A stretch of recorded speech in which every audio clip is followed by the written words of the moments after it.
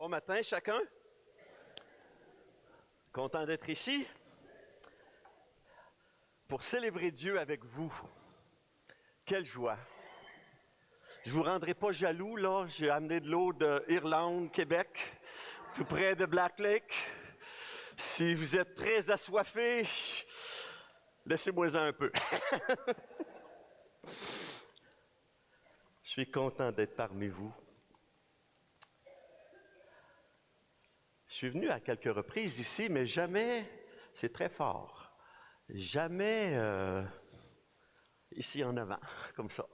J'ai suivi des conférences ici. Je suis un chrétien depuis près de 50 ans, né de nouveau à Victoriaville, baptisé à Victoriaville, mis à part à Victoriaville. Mes parents sont de Victoriaville, ils ont connu le Seigneur, ils sont maintenant auprès du Seigneur. Et le Seigneur m'a appelé à devenir un enseignant d'abord dans des écoles chrétiennes pour une quinzaine d'années. Le Seigneur nous a appelés après à être pasteur d'une église, nous a appelés au ministère, être pasteur de l'église baptiste évangélique de Beauport pendant une quinzaine d'années. Et comme je suis un peu énervé et énervant, passionné par tout ce que j'aime, eh bien, à un moment donné, l'énergie a été vraiment bas et on a dû quitter le ministère après 15 ans de ministère qu'on a vraiment apprécié à Beauport.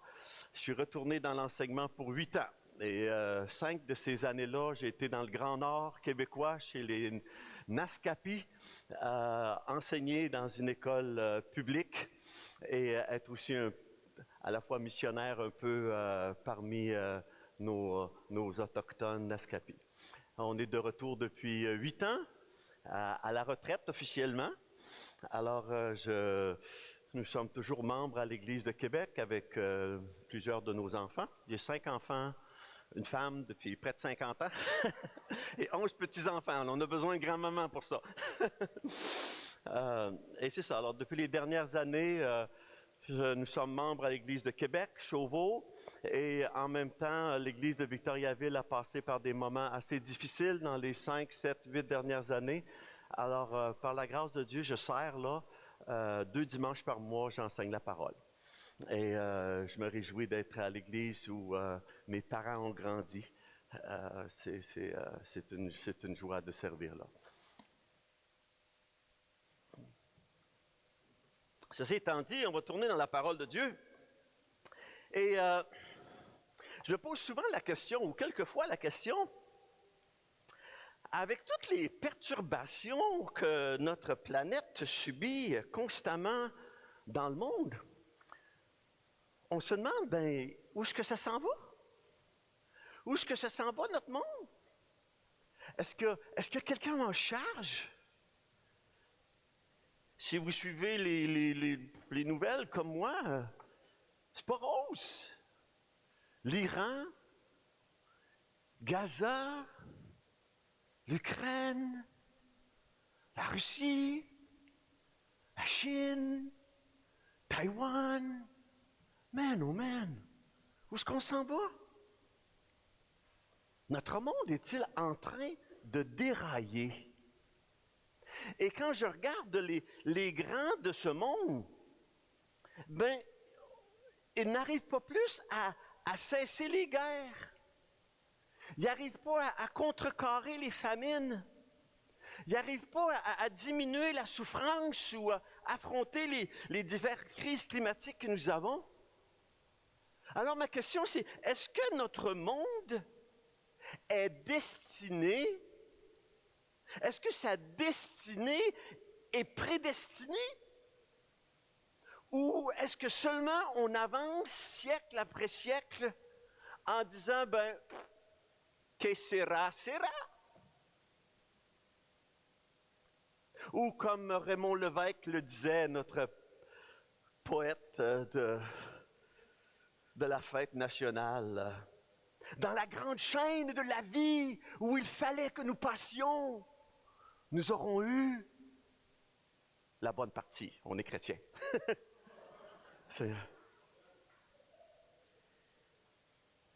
J'aimerais vous dire ce matin que le livre de l'Apocalypse a une réponse.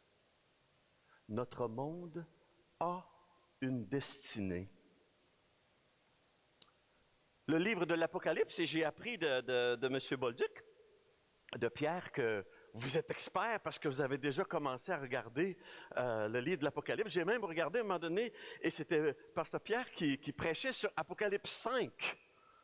Alors je dis, oh non, j'aurais aimé ça prêcher sur Apocalypse 4. C'est trop tard. Fait que je l'appelle pour voir qu'est-ce qu'on peut prêcher ce matin. Et il m'a dit, ben, je n'ai pas prêché sur Apocalypse 4. On dit, Amen! Je vais pouvoir le faire. Parce que le livre de l'Apocalypse, Apocalypsis, veut dire dévoilement. Comme le monsieur a fait ce matin. Il y avait quelque chose de caché. Oh, on se demandait qu'est-ce que c'était. Et il a enlevé la couverte et il a fait l'Apocalypse de la boîte. Il a dévoilé la boîte. Et le livre de l'Apocalypse, c'est le dévoilement de Jésus. Le dévoilement de Jésus et de son message. Le message de Jésus qui dit à Jean, pour montrer à ses serviteurs les choses qui doivent arriver bientôt. Et le livre de l'Apocalypse nous montre 4 grandes visions de Jésus. Et vous avez regardé dans la première vision les 7 églises de l'Apocalypse, où Jésus, dans cette première vision-là, à partir de Patmos, il se présente sous la forme du glorieux, souverain sacrificateur. Et il dit à Jean, ce que tu vois, écris-le dans un livre et envoie-le aux 7 églises. Et dans ses recommandations aux 7 églises, Jésus insiste qu'on puisse l'entendre. Il voudrait qu'on l'entende. Il insiste à ce qu'il voudrait nous dire parce qu'il nous connaît. Il connaît l'Église. Il nous aime. Dans l'image de ce grand souverain sacrificateur, il marche au milieu des 7 chandeliers d'or. Question ce matin, c'est quoi les chandeliers d'or? Juste pour voir si vous avez bien compris les... Amen! Les 7 églises d'Asie mineure à la fin du 1er siècle. Jésus dit, j'ai les ai dans ma main et je marche au milieu d'eux. Savez-vous ça que le Seigneur Jésus marche parmi nous ce matin? Il est ici. Il voudrait qu'on l'entende. Il voudrait nous dire qu'il nous connaît, qu'il nous aime. Il voudrait nous encourager. Il voudrait même nous reprendre quelquefois pour nous redonner la direction, pour mieux le servir, pour mieux lui rendre gloire. Ça, c'était sa première vision. Dans la deuxième vision, à partir du chapitre 4 jusqu'au chapitre 16, Jean est appelé maintenant à monter au ciel pour voir ce qui doit arriver dans la suite. Et du point de vue du ciel, il va pouvoir admirer celui qui siège sur le trône de l'univers, celui qui tient le monde dans ses mains, et celui qui a établi la destinée de l'univers et le processus du jugement du monde. En montant au ciel, Jean va voir celui qui contrôle. Il y a quelqu'un en charge de notre monde. Et pour nos vies quotidiennes, c'est tellement, tellement important de pouvoir contempler Dieu sur son trône. Vers qui se tourner quand notre monde semble s'écrouler? Vers qui se tourner quand l'épreuve et la souffrance nous frappent? Vers qui se tourner quand notre futur semble incertain et inquiétant? Comme le disait Richard Toupin, vers qui se tourner quand la source des larmes est tarie? Quand la mort semble plus douce que la vie. tout comme pour Jean, Jésus ce matin nous appelle à monter ici, à monter pour voir, à lever les yeux vers le ciel et contempler Dieu dans son trône, sur son trône. Parce que c'est quand je peux lever mes yeux et regarder à celui qui siège sur le trône de l'univers, c'est à ce moment-là que l'espoir dans ma vie renaît. C'est à ce moment-là que la paix s'installe, même si la guerre est partout. C'est à ce moment-là que mon cœur retrouve la paix. C'est à ce moment-là que je retrouve même le désir et le courage d'avancer pour Dieu.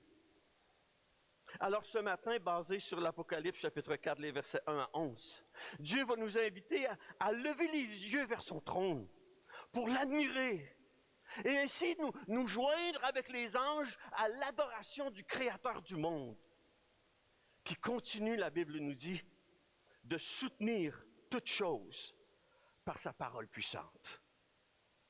Puisse l'Éternel prendre sa parole ce matin et ouvrir nos yeux pour voir, qu'il puisse faire briller sur nous sa gloire, la gloire de sa personne.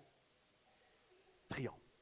Ô Seigneur, merci pour le livre de l'Apocalypse qui nous aide à pas simplement garder la tête basse et se plaindre comme on vient de chanter, mais je veux regarder à toi. Nous voulons regarder à celui qui siège sur le trône et prendre courage. Et ce matin, Seigneur, je te prie que tu puisses non seulement ouvrir nos yeux à ta personne, mais nous encourager à vivre dans l'adoration de ta personne, parce que tu es digne. Tu es digne de recevoir louange, honneur et gloire. Bénis, Seigneur, ta parole à nos cœurs. Donne-moi la liberté de partager ce que tu m'as montré, pour ta gloire et pour notre bien. Au nom de Jésus.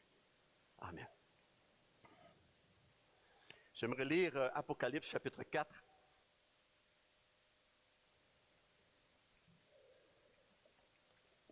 Oh! Je voulais être sûr que je n'oublie pas. Oh! Tiens. Et voilà. Et voilà. Je lis dans la nouvelle édition de Genève. Après cela, je regardai, et voici une porte était ouverte dans le ciel. La première voix que j'avais entendue comme le son d'une trompette et qui me parlait dit « Monte ici, et je te ferai voir ce qui doit arriver dans la suite. » Aussitôt, je fus saisi par l'Esprit, et voici, il y avait un trône dans le ciel. Et sur ce trône, quelqu'un était assis. Celui qui était assis avait l'aspect d'une pierre de jaspe et de sardoine. Et le trône était environné d'un arc-en-ciel semblable à de l'émeraude. Autour du trône, je vis 24 trônes.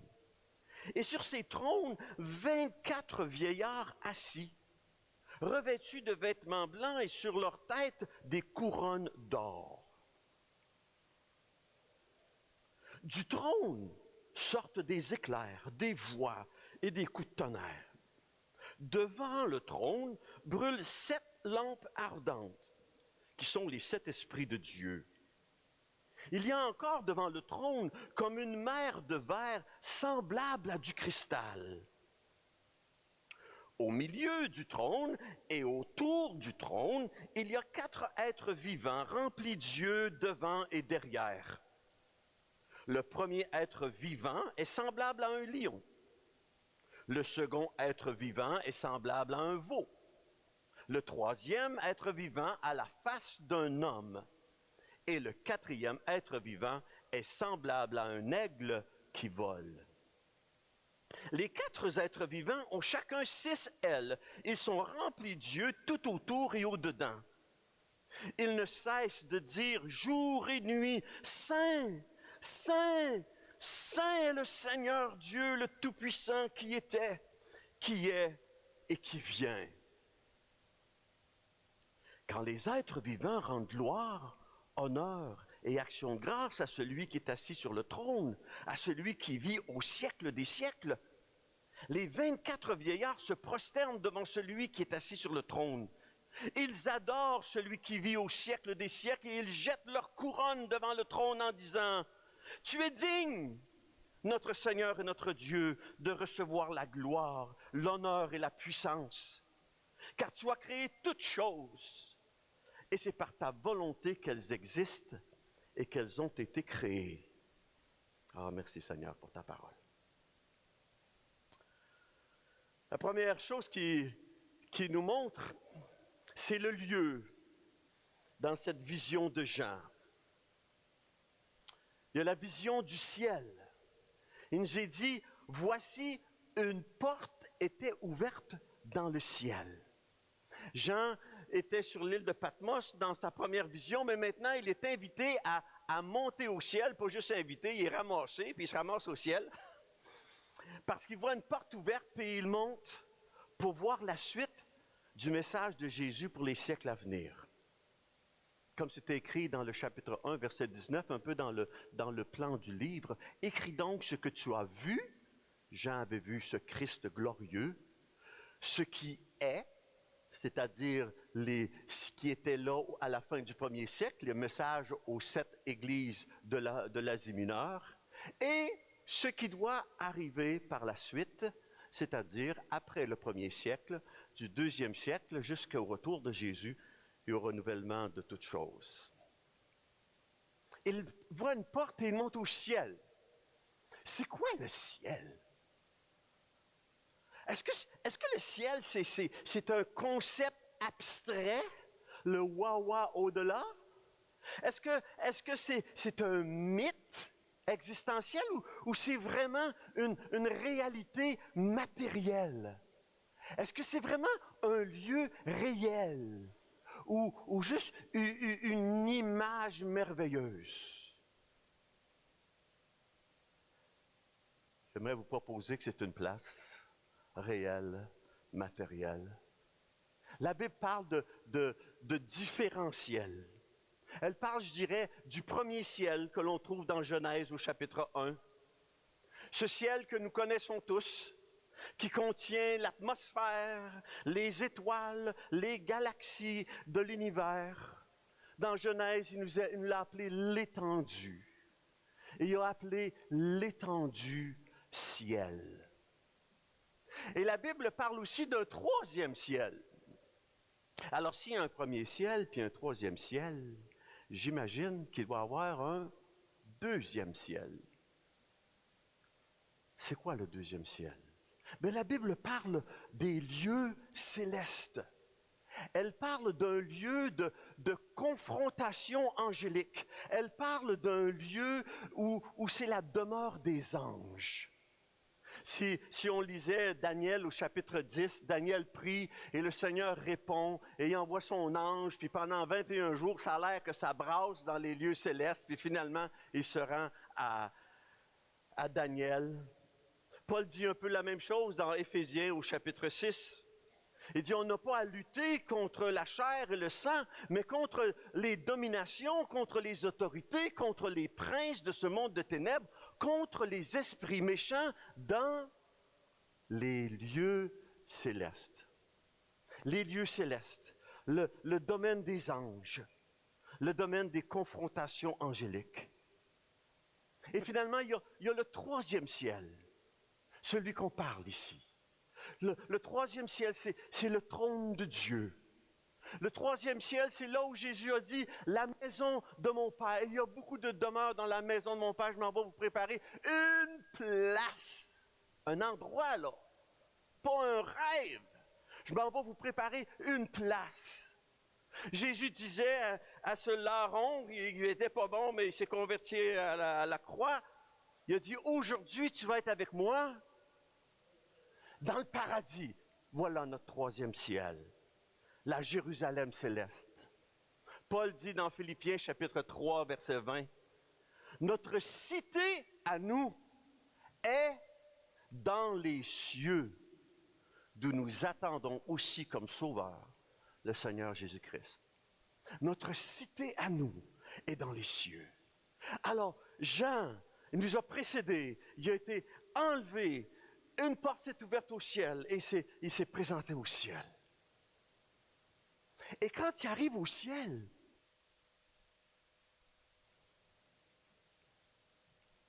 qu'est-ce qu'il voit? Il voit un trône.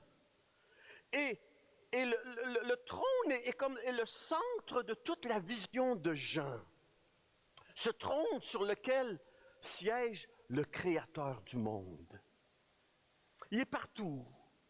Il y avait un trône dans le ciel. Autour du trône, il y avait 24 trônes. Sur ces trônes, il y avait des vieillards. Du trône sortent des éclairs. Devant le trône brûlent des lampes. Autour du trône, au milieu du trône, il y a les êtres vivants. Qu'est-ce qu'ils voient? Ils voient le trône au centre. Et ils remarquent sans distinction celui qui est assis sur le trône. Le souverain éternel de l'univers. Le psalmiste affirme, l'Éternel est dans son saint temple.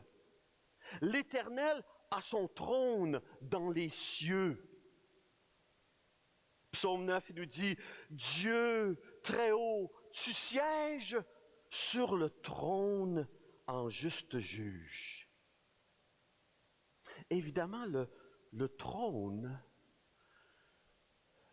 c'est quelque chose d'assez spectaculaire et c'est quelque chose que je dirais une réalité augmentée. Oh, c'est très populaire aujourd'hui avec les dessins Internet, là. Les dernières années que j'enseignais dans une école publique, des fois, on me montrait une photo de moi-même avec des oreilles comme ça, à porte de grange, parce qu'on augmentait la réalité. Des fois avec un grand nez aussi, mais ça, j'aimais ça un peu moins. Mais le trône, certainement, est une réalité augmentée que beaucoup d'artistes ont voulu dépeindre, mais finalement, c'est quoi le trône? C'est parce qu'il représente la source de la majesté divine. Il représente la royauté, il représente la puissance, l'autorité, le pouvoir de juger de la personne qui est assise sur le trône. Alors souvent, il va y avoir des mots, c'est semblable à, ça l'avait à l'aspect de, c'était comme le trône, une réalité augmentée. Et cette lampe, il nous est dit, brille devant le trône. Et il nous rappelle que ces 7 lampes-là sont les 7 esprits de Dieu. Il en avait parlé au chapitre 1, verset 4, que l'Apocalypse était de la part du Père, de la part du Fils et de la part des 7 esprits, le Saint-Esprit. Le texte nous parle de la gloire qui émane du trône. Et cette gloire-là, elle est perçue à travers des pierres précieuses, à travers des pierres éclatantes, des pierres de jaspe, de sardoine, d'émeraude, de verre comme du cristal. Tout est glorieux, tout est éclatant, tout est rayonnant de beauté. La gloire du trône brille. Elle rayonne au milieu des éclairs et des voix et des coups de tonnerre parce qu'elle tente de refléter tant soit peu la gloire de Dieu. Dans le livre d'Ézéchiel et dans le livre d'Ésaïe, Ésaïe chapitre 6, Ézéchiel chapitre 1, nous avons des visions très semblables à celles de Jean ici dans Apocalypse chapitre 4. Et Ézéchiel dit à la fin du chapitre 1, lorsqu'il parle de cette gloire, puis de ces pierres, puis de l'éblouissante beauté de tout ça, il conclut en disant, c'était une image de la gloire de l'Éternel. Le psalmiste dit, dans son palais, tout s'écrie gloire, gloire. Alors Jean monte au ciel et le centre de sa vision est le trône. Et autour du trône, apparaît des adorateurs. 24 vieillards, 4 êtres vivants. Dans l'entourage de celui qui est assis sur le trône, des adorateurs sont là et ils ne cessent d'admirer et ils ne cessent d'adorer l'Éternel. Saint, Saint, Saint est l'Éternel, le Seigneur Dieu Tout-Puissant, le Créateur, omnipotent, omniscient, omniprésent. Autour du trône, il y a une garde rapprochée, angélique. Sa garde rapprochée, et il nous est dit, au milieu du trône et autour du trône. Et elle consiste à 4 êtres vivants et 24 vieillards. Et si on avait à retourner encore dans Ésaïe chapitre 6 ou Ézéchiel chapitre 1, il les appelle des chérubins et les appelle des séraphins, protecteurs et adorateurs. Les 4 êtres vivants, il nous est dit qu'ils ont de multiples yeux et des ailes et ils sont semblables à des créatures, à des animaux, un à la face d'un homme, semblables à des créatures. Souvent, dans la Bible, et encore aujourd'hui, les animaux font référence souvent au caractère particulier d'une personne ou d'une chose. Par exemple, si on regarde Daniel, il nous parle par exemple de Babylone, et il nous compare Babylone à un lion. Et il regarde les Mèdes et les Perses et il les compare à un ours. Il regarde la Grèce et il parle de la Grèce comme d'un léopard. Nous aussi, on associe souvent des caractères à des animaux. Je peux-tu faire un quiz avec vous ce matin? On dit qu'une personne, il est fort comme un bœuf. Ah, mon ami, c'est formidable. 1 sur 1. On dit qu'une personne est rusée comme un... 2 sur 2. On dit qu'une personne est têtue comme un âne. 3 sur 3. Chez nous, ça disait d'autres choses. Ça disait, t'es têtu, t'as une tête de quelque chose. Mais c'était une autre affaire, ça. On dit qu'une personne est agile comme une gazelle. Il faut que je revienne ici. Vous êtes excellent, excellent.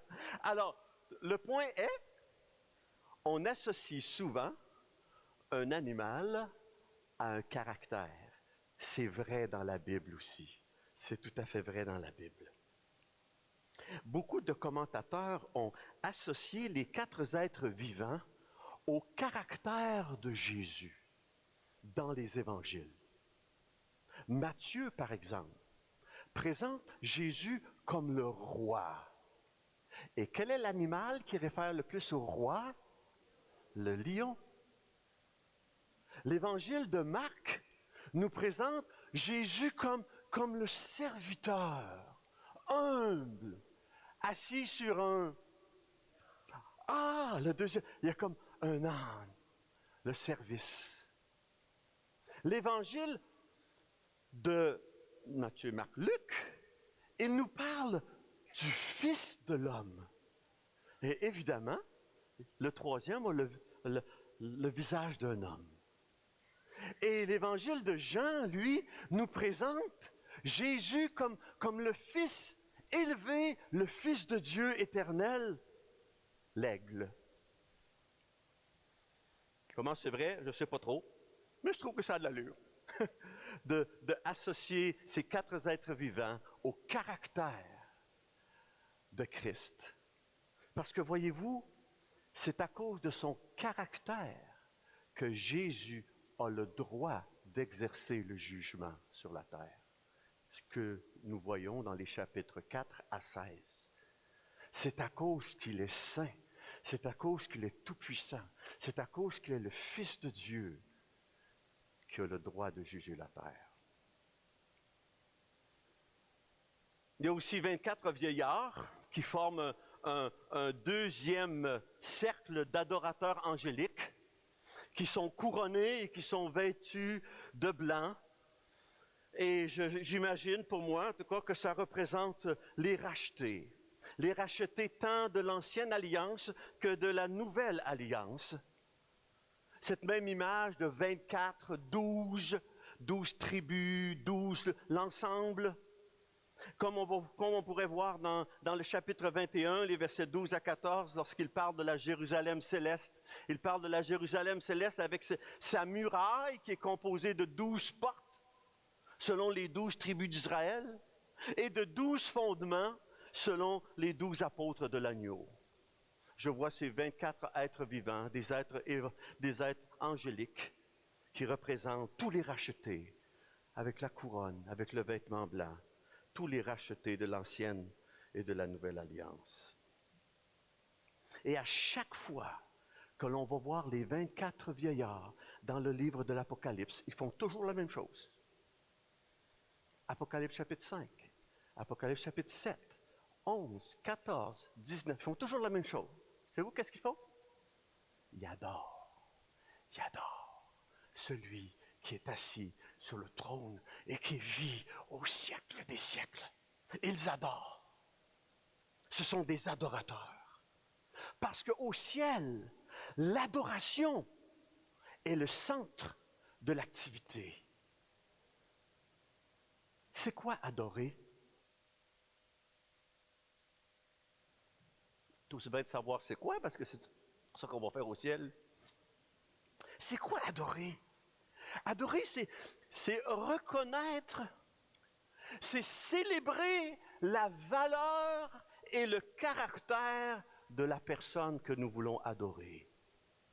Adorer, c'est démontrer notre affection en élevant son nom pour qu'il soit acclamé de tous. Adorer, en grec proskuneo, c'est plier le genou devant cet être, c'est se prosterner, c'est offrir, c'est jeter nos couronnes, c'est reconnaître notre entière dépendance de lui.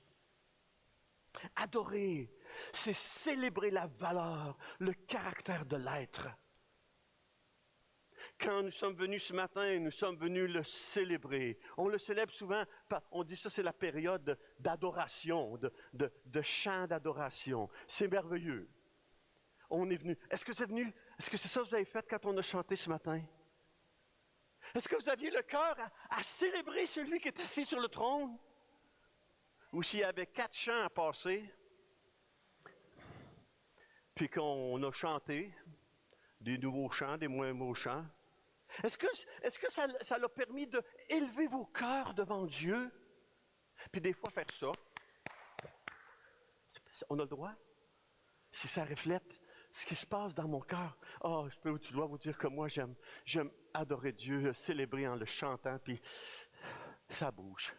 Dans mon cœur, dans mon être, ça bouge. Mais c'est adorer, c'est bien plus que des chants d'adoration du dimanche matin. Quand je suis à la maison, puis j'ouvre la parole de Dieu et je lis ce qui est écrit, et à travers la lecture, j'ai une vision de qui est Dieu. Et je m'émerveille. Savez-vous qu'est-ce que je suis en train de faire? Je suis en train d'adorer. Quand je lave la vaisselle, puis que je dis, « Ah, merci Seigneur, mon ventre est plein. Tu m'as béni. » Je lave la vaisselle. Mais qu'est-ce que je suis en train de faire? Je suis en train d'adorer. Quand je prends ma marche moi, je suis sur le bord d'une ferme, alors il y a des allées, là, comme il y avait chez nous. Quand je prends ma marche, puis je célèbre Dieu, je le loue pour la nature, quand je prie à l'extérieur, m'émerveiller de Dieu. Qu'est-ce que je suis en train de faire? Je suis en train d'adorer. Quand je pense à l'œuvre de Dieu à travers le monde et à travers l'église locale, puis que j'entre sur l'Internet, sur le site de mon église, puis que j'investis mon argent là-dedans, qu'est-ce que je suis en train de faire? Je suis en train d'adorer. L'adoration. Reconnaître la valeur et le caractère de l'être que l'on adore, se prosterner devant lui, offrir nos couronnes. reconnaître qu'on a tellement besoin de lui. Parce que l'Éternel est le seul digne d'adoration. Il est digne, axios. Il mérite, il est digne de recevoir. Il est totalement digne de recevoir la gloire, l'honneur, les actions de grâce. Il est le roi digne de recevoir toutes nos couronnes, tout notre service. Parce que la gloire et le caractère de celui qui est assis sur le trône, c'est ce qui pousse les anges à adorer, à continuellement adorer. Et on l'adore, comme on a dit ce matin, parce qu'il est saint. Saint, saint, saint. Parce qu'il est saint, c'est-à-dire qu'il est infiniment au-dessus de toute chose, séparé, pur. Mais à la fois, ce Dieu 3 fois saint est présent au milieu de sa création. Il est présent dans votre vie. Il est présent dans votre environnement. Il est présent ce matin ici, ce Dieu 3 fois saint. Ce Créateur souverain. Ce Dieu tout-puissant, cet éternel. On le loue pour sa sainteté, on l'adore parce qu'il est le Créateur. Il est le Créateur de toutes choses et de toute personne. Il nous est dit ici au dernier verset, « Car tu as créé toutes choses et c'est par ta volonté qu'elles existent et qu'elles ont été créées. » Dieu a créé toutes choses et il a créé toutes choses par sa volonté. Êtes-vous un accident de parcours?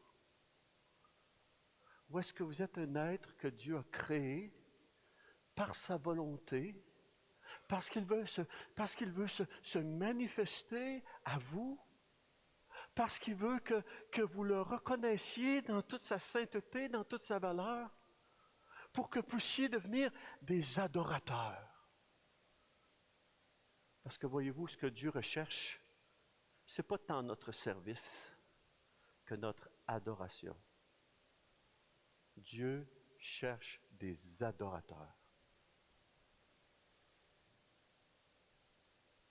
Qu'est-ce que l'homme pour que tu te souviennes de lui, que tu prennes garde à lui? J'ai été créé par Dieu et Dieu se souvient de moi. C'est par sa volonté que j'existe. Ce Dieu saint, éternellement élevé au-dessus de toute chose, m'aime. Il est venu vers moi. Il m'a sauvé. Il est digne de recevoir en retour honneur et louange.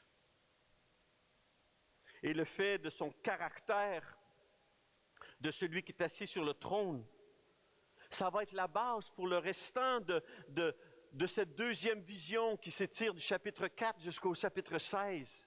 Parce qu'elle va présenter dans cette deuxième vision-là le processus du jugement du monde. Mais dans le ciel, le processus de jugement du monde commence par l'adoration. L'adoration précède le jugement. Oui, il y aura le jugement, des sceaux, des trompettes, des coupes. Mais avant ces jugements, processus progressifs de la terre, il y a l'adoration. Parce que c'est la gloire, c'est le caractère de celui qui est assis sur le trône qui établit son droit d'exécuter le jugement du monde. Es-tu quelqu'un en charge de l'univers, de notre monde? J'aimerais vous dire ce matin que le Dieu qui siège sur le trône du ciel, il est en charge du monde, il est en charge de sa destinée. Quand même il y avait le déluge, l'Éternel était encore assis sur son trône. Et à cause de sa sainteté, à cause de sa justice parfaite, il a le droit, il est digne. Vous avez vu le chapitre 5, l'agneau est digne de prendre le rouleau et d'exécuter ce qui est écrit dedans. Il est digne, il a le droit de juger le monde. Ce matin, on a regardé la vision d'un autre. On a regardé la vision de Jean. Jean il nous a partagé son accès et sa vision du ciel. Ma question pour vous ce matin, c'est qu'en est-il de vous? Qu'en est-il de vous, de votre vision du ciel? Jean nous a parlé qu'il y avait un accès. Alors, je pense que j'ai oublié, moi, toutes sortes de choses comme ça. Non, on approche.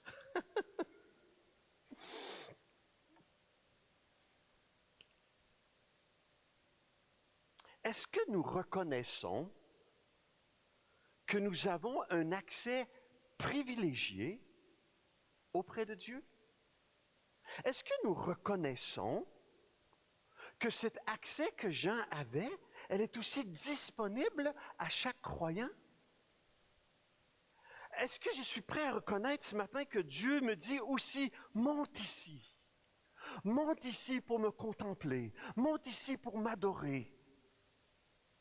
L'apôtre Paul, dans son épître aux Éphésiens, nous dit exactement ça, qu'on est déjà assis dans les lieux célestes en Christ. Il dit, béni soit Dieu, le Père de notre Seigneur Jésus-Christ, qui nous a bénis de toutes sortes de bénédictions spirituelles, où? Dans les lieux célestes en Christ. Il nous est dit dans Éphésiens encore, il nous a ressuscités ensemble, il nous a fait asseoir ensemble dans les lieux célestes en Jésus-Christ. Reconnaissons-nous que nous avons cet accès, cette position auprès de Dieu, cette position incroyable à la table du roi des rois. L'auteur de l'Épître aux Hébreux, Hébreu était écrit pour les Hébreux, hein? Souvent les gens autour de Jérusalem, où il y avait beaucoup de Lévites qui s'étaient convertis à la foi et qui avaient toutes sortes de stress entre le tabernacle de Jérusalem et le tabernacle céleste. Et l'auteur de l'Épître aux Hébreux, il encourage les Hébreux à passer du tabernacle terrestre à Jérusalem au trône céleste, où Jésus siège désormais comme souverain sacrificateur. Il dit, nous avons un souverain sacrificateur qui s'est assis à la droite du trône de la majesté divine dans les cieux. Cherchez pas le souverain sacrificateur à Jérusalem dans le temple. On en a un meilleur, on en a un plus excellent, et il est notre souverain sacrificateur assis à la droite du trône de la majesté divine dans les cieux. Nous avons maintenant accès au ciel, Hébreu nous dit, par la route vivante et nouvelle qu'il a inaugurée pour nous, au travers de sa chair et de sa résurrection, nous est dit au chapitre 10. Et quand nous sommes dans nos épreuves, dans nos anxiétés, dans nos insécurités ici-bas, devant un monde qui va tout croche, qui est tordu et qui est perdu, la Bible a dit que notre sécurité, nous avons un ancre de l'âme qui est lancé là au ciel, solide et sûr en Jésus, pour nous accrocher, pour nous donner cette espérance inébranlable. Et nous est dit, est-ce que je reconnais l'accès? Est-ce que je reconnais la position que j'ai dans le ciel déjà? Alors l'Épître aux Hébreux nous dit, approchons-nous. Approchons-nous. Approchons-nous donc avec assurance du trône de la grâce. Approchons-nous donc, la Bible dit, avec un cœur sincère, dans la plénitude de la foi. Approchons-nous donc pour obtenir compassion, miséricorde, pour être soutenus dans nos combats. Parce que voyez-vous, plus nous voyons Dieu grand, plus nos inquiétudes, nos insécurités, nos problèmes apparaissent petits, parce qu'ils sont incomparables avec le Dieu qui nous a sauvés et que nous servons. Approchons-nous donc pour contempler, pour célébrer, pour adorer ce Dieu qui siège sur le trône et qu'on puisse le faire aujourd'hui, demain, toute la semaine. Oh, j'ai ce chant qui me revient constamment dans le cœur. Peut-être que vous le connaissez. Chantez avec moi. Prosternez-vous devant votre Dieu. Adorez-le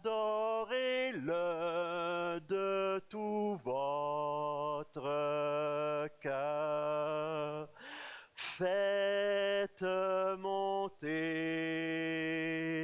vers sa majesté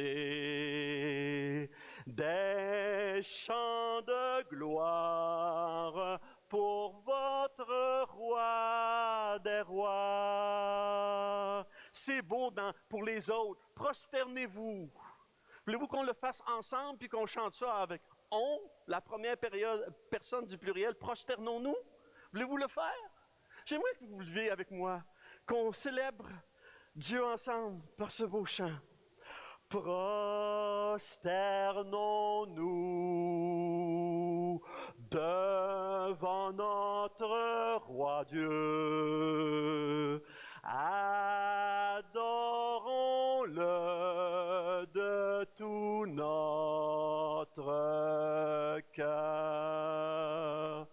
Faisons monter vers sa majesté des chants de gloire pour notre roi des rois. Amen. On est en train d'adorer, célébrer Dieu. Que l'Éternel ouvre nos yeux alors et notre intelligence pour qu'on puisse le voir sur son trône céleste, qu'on puisse continuer de le célébrer, de l'adorer, de le servir. Et puisse l'Église de Drummondville, qui est sa communauté d'adorateurs ici à Drummondville, puisse continuer de l'adorer en esprit et en vérité, parce que c'est ce que Dieu recherche de vous. Les vrais adorateurs, Jean disait à la Samaritaine, adoreront le Père en esprit et en vérité, car ce sont là les adorateurs que le Père demande. Oh Seigneur, tu es digne, et j'inviterai les musiciens là, à venir. Tu es digne, Seigneur, notre Dieu, de recevoir la gloire, l'honneur et la puissance, car tu as créé toutes choses. Et c'est par ta volonté qu'elles existent et qu'elles ont été créées. Oh Seigneur Dieu, merci encore ce matin. Merci pour Jean qui nous a partagé sa vision du ciel, de sa gloire, de celui qui est assis sur le trône, qui vit au siècle des siècles, qui nous a créés par sa volonté et qui recherche de nous d'être des adorateurs, bien avant être ses serviteurs. Seigneur Dieu, élève nos yeux vers toi jour après jour et fais de nous des adorateurs d'abord. Notre service va être tellement plus facile, tellement plus heureux lorsque nous aurons contemplé notre Dieu sur son trône, lorsque nous l'aurons adoré. Nous voudrons alors lui plaire, peu importe les circonstances qui nous entourent. Seigneur Dieu, tu es digne, reçois de tes enfants l'honneur, la louange et la gloire pour notre bien et pour ta gloire. Au nom de Jésus, notre merveilleux Sauveur. Amen. Merci pour le privilège que vous m'avez donné de partager la parole de Dieu avec vous ce matin.